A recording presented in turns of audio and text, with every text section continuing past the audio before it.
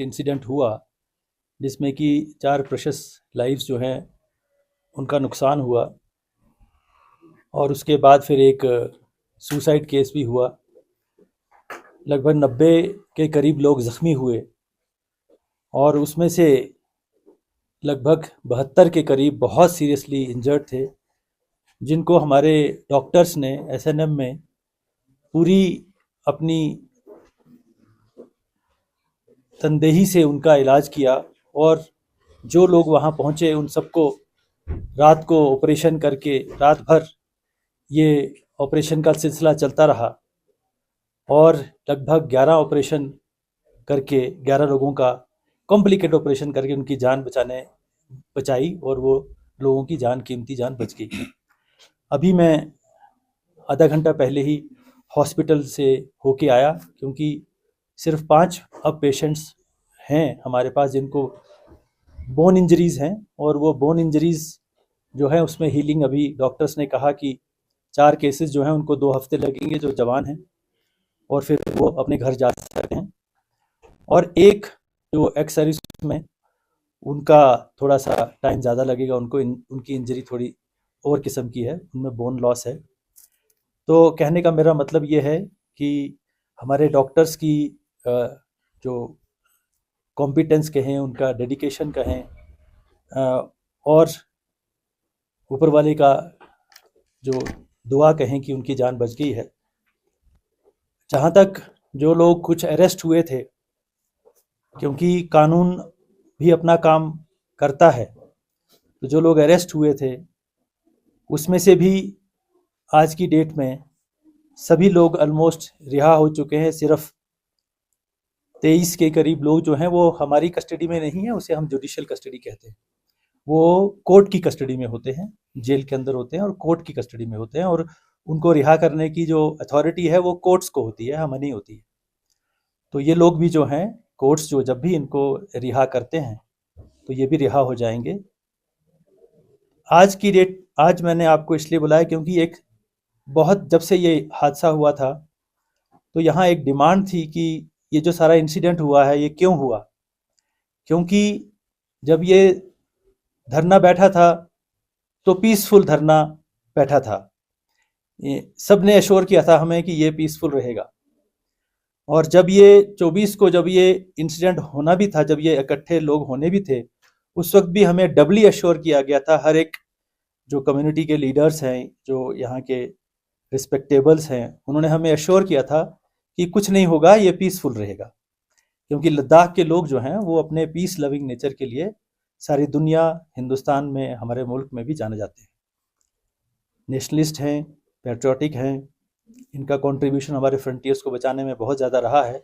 तो किसी को भी ये उम्मीद नहीं थी कि ये कोई वायलेंस का कोई चांस हो सकता है। लेकिन फिर उसके बाद वायलेंस हुआ, अनफॉर्चुनेट हुआ, और कम्युनिटी लीडर्स ने खुद तस्लीम किया अपनी कॉन्फ्रेंसेस में, जो प्रेस कॉन्फ्रेंस दी, कि हमारे कंट्रोल से बाहर चली गई थी सिचुएशन। तो जब भी ऐसी सिचुएशन आती है, जब बहुत सारे लोग इकट्ठा होते हैं और अगर कोई ऐसा स्पीचेस होती हैं जिससे कि इमोशंस या पैशंस बढ़ते हैं, तो जाहिर बात है यूथ जो है, जो तस्लीम खुद किया लीडर्स ने कि वो हमारे कंट्रोल से बाहर हो गए। तो वो अनफॉर्चुनेट इंसिडेंट हुआ। तो डिमांड यही थी कि ये क्यों हुआ, इसकी एक जुडिशियल इंक्वायरी सुप्रीम कोर्ट के जज के थ्रू होनी चाहिए। हालांकि हमने मजिस्ट्रियल इंक्वायरी तो इमीडिएटली ऑर्डर कर दी थी एक आईएएस ऑफिसर के सदारत में, और वो चल रही है।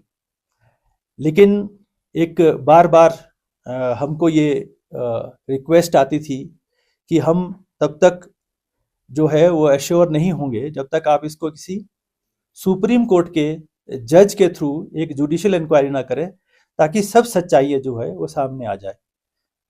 पर्पस यही रहता है कि फ्यूचर में ऐसा कभी ना हो। तो मैंने इसलिए बुलाया है कि गवर्नमेंट ऑफ इंडिया ने ये सारी बातें ध्यान में रख के, इनकी डिमांड्स को ध्यान में रख के, क्योंकि इनसे बातचीत चल भी रही थी लीडरशिप से, तो आज ये जुडिशियल इंक्वायरी जो सुप्रीम कोर्ट के जज करेंगे वो अनाउंस हो चुकी है, उसका ऑर्डर निकल चुका है। मैं ये ऑर्डर आपसे शेयर करूंगा। एक फॉर्मर जज ऑनरेबल सुप्रीम कोर्ट के डॉक्टर जस्टिस BS चौहान, उनकी सदारत में अब ये जुडिशियल इंक्वायरी होगी। इसको असिस्ट जो एडमिनिस्ट्रेटिव जो इसका सपोर्ट या इसको असिस्टेंस है वो हमारे एक IAS ऑफिसर करेंगे, और इसको जुडिशियल असिस्टेंस जो है वो इस कमीशन को जो है एक बहुत ही सीनियर जुडिशियल ऑफिसर करेंगे।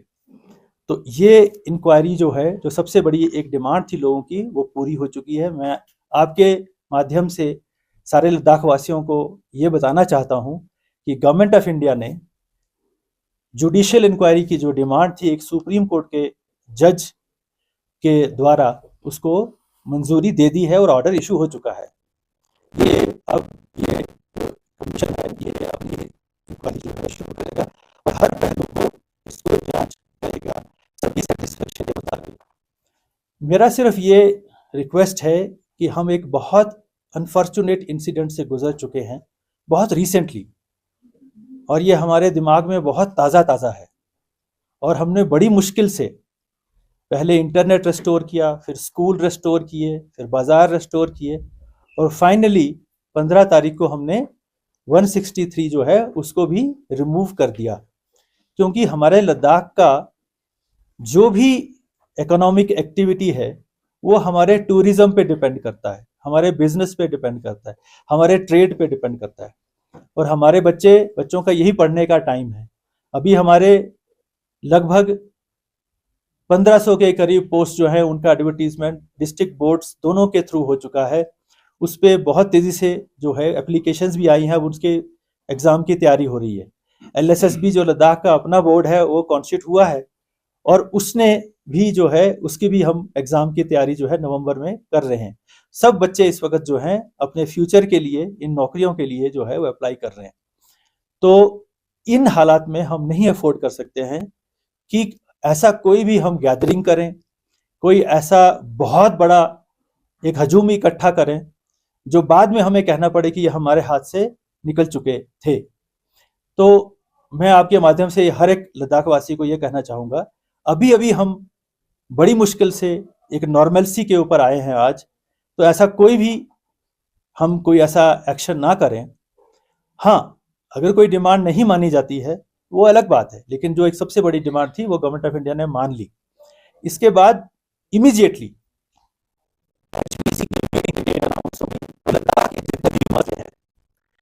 जो इनकी डिमांड्स हैं उन सब के ऊपर जो है वो HPC द्वारा उसके ऊपर बातचीत शुरू हो जाएगी और ये हल हो जाएंगे सारे।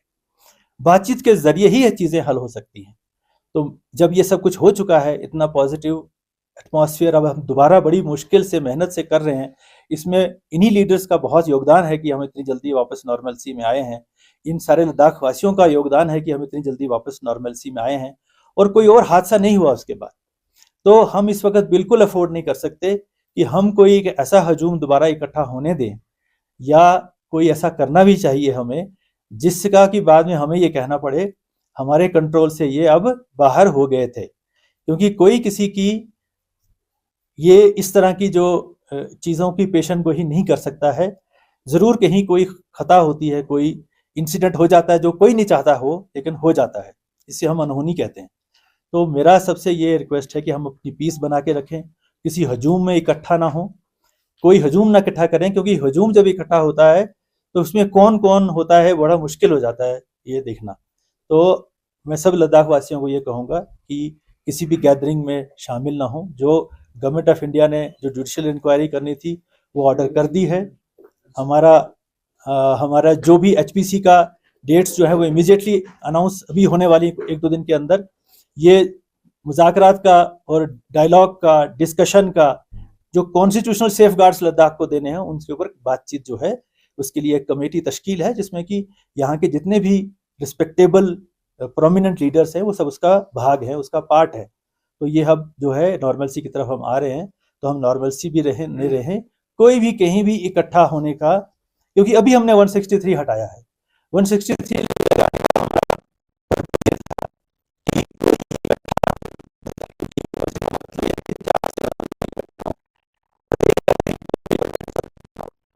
किसी भी कीमत पर डिस्टर्ब नहीं होने देंगे।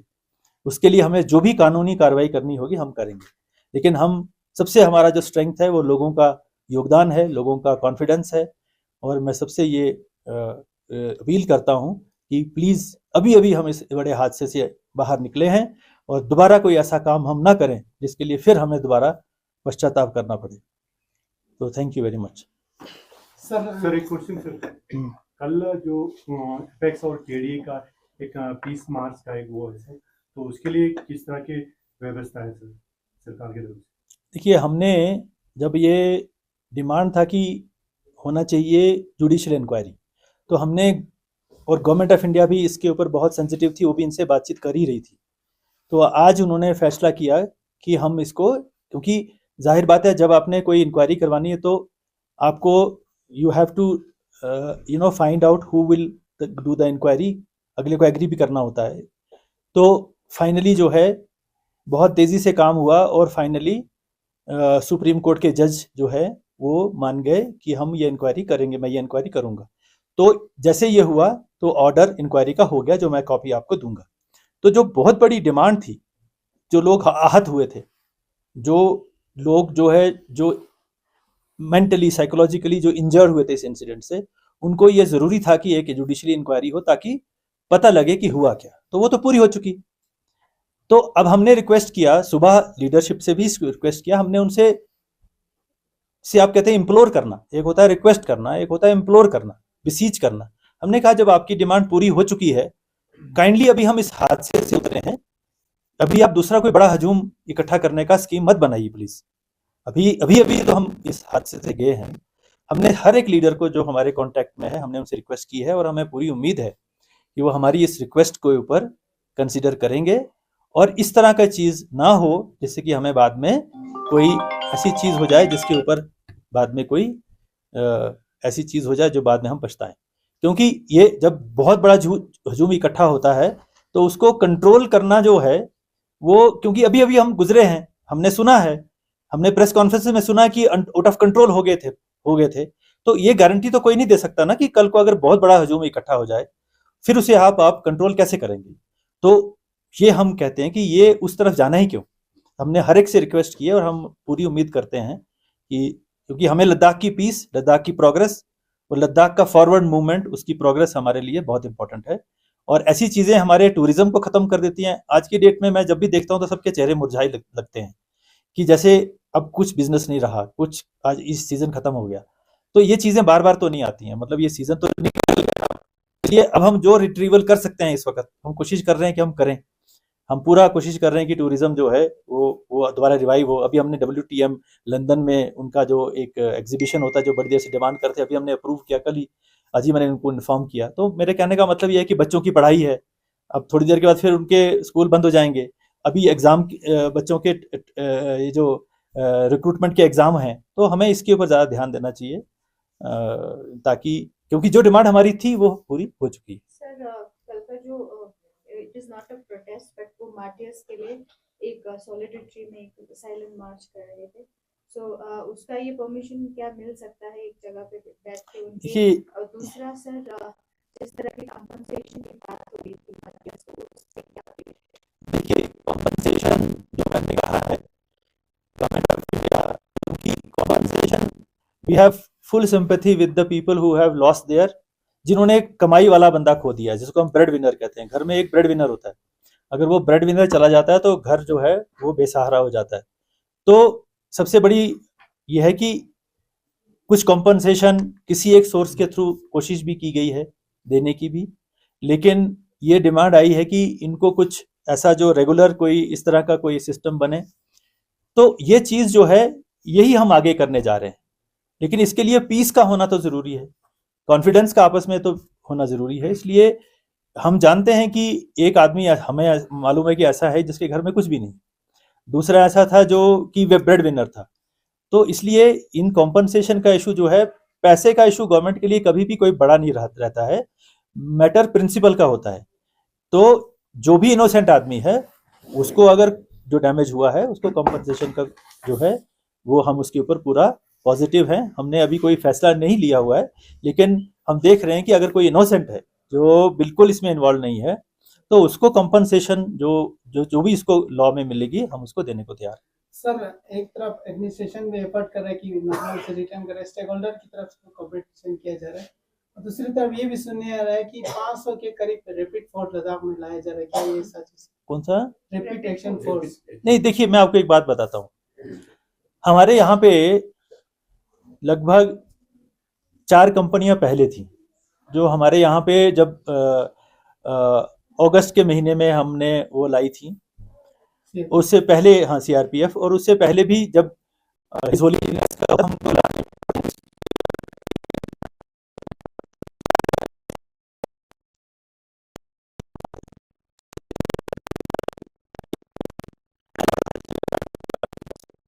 उसके बाद जब ये हादसा हुआ तो उस वक्त इमीडिएटली हमें और फोर्सेस को लाना पड़ा। कुछ बाई एयर आई, कुछ इमीडिएटली श्रीनगर से आई, क्योंकि हालात ही ऐसे बन गए थे।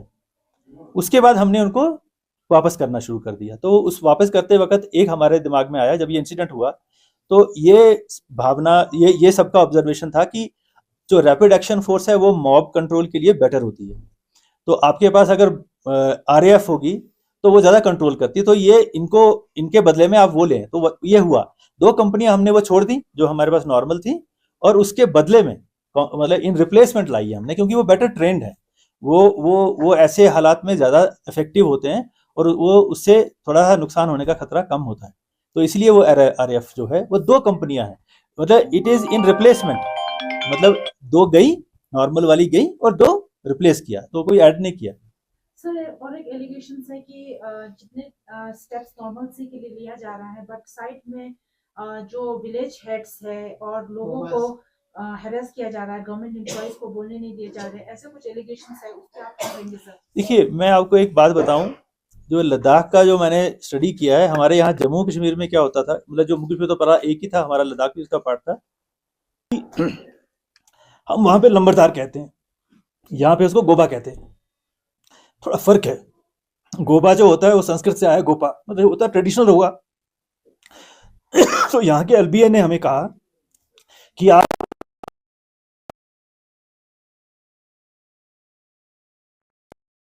होते हैं जिनको हम गोबा कहते हैं, और ये जो ट्रेडिशनल हेडमैन होते हैं ये सदियों से, सेंचुरी से ये लिंक हैं गांव के बीच में, मोनेस्ट्रीज के बीच में, और जो एलबीए या जो भी लीडरशिप है उसके बीच में। एक ये हमारे ये गांव में रिप्रेजेंटेटिव टाइप भी होते हैं, लेकिन वो हमारे भी हिसाब से लंबरदार भी हैं, मतलब हमारे भी अपॉइंटी हैं, बेसिकली उनको अपॉइंट डीसी साहब करते हैं, तो वो एक रूल से भी बंधे हुए हैं। हम ये कहते हैं कि जहां तक तो लद्दाख की बेहतरी का सवाल है, लद्दाख की तरक्की का सवाल है, लोगों की बेहतरी का सवाल है, तो क्यों ना हर काम लोग गोबा करें, लेकिन पब्लिक ऑर्डर को मेंटेन करना भी उनका फर्ज है। हर चीज उनका भी फर्ज है, क्योंकि पब्लिक ऑर्डर मेंटेन करना एक इंसान की जिम्मेवारी तो नहीं ना है, सारी की जिम्मेवारी है। हमारा तो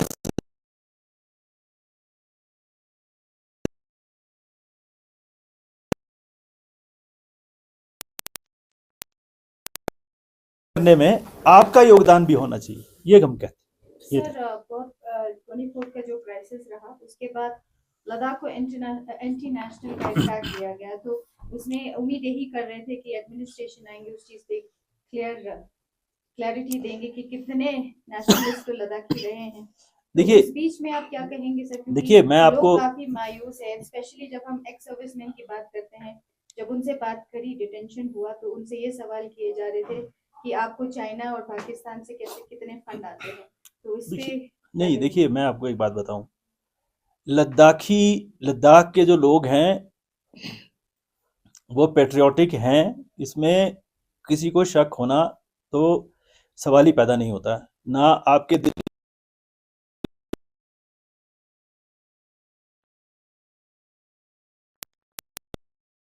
को कट करने में हमारी तो एक स्पेशल हमारी फोर्स ही है, जिसका नाम हम लद्दाख स्काउट्स कहते हैं, जो यहाँ के जानने वाले, यहाँ के टेरेन को जानते हैं। तो लद्दाखी कोई शक कभी किसी को रहा है नहीं, और ना कभी रहेगा।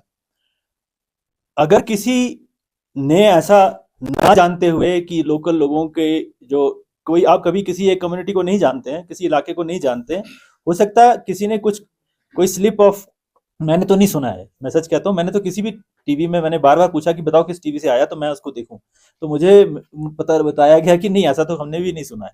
एक फीलिंग अगर ऐसी आई है तो अनफॉर्चुनेट, ऐसा नहीं है। Ladakhis are patriotic, they are nationalist, their contribution in national building, in protecting our frontiers has always been and it will always remain सो।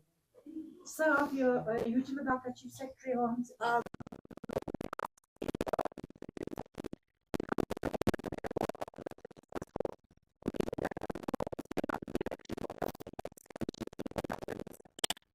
जो Ladakh autonomous hill development council, आपको मालूम है कि अगस्त 2024 में 5 नए ज़िले जो है अनाउंस हुए थे।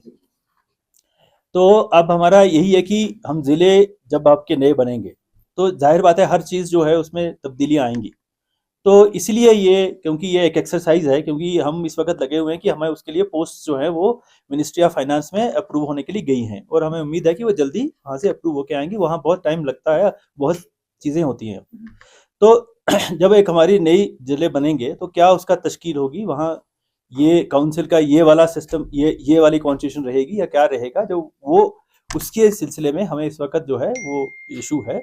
जैसे वो सॉर्ट आउट हो जाता है तो उसके बाद हम जो है वो होगा, क्योंकि हमारे 5 नए ज़िले बनने जा रहे हैं। So thank you very much.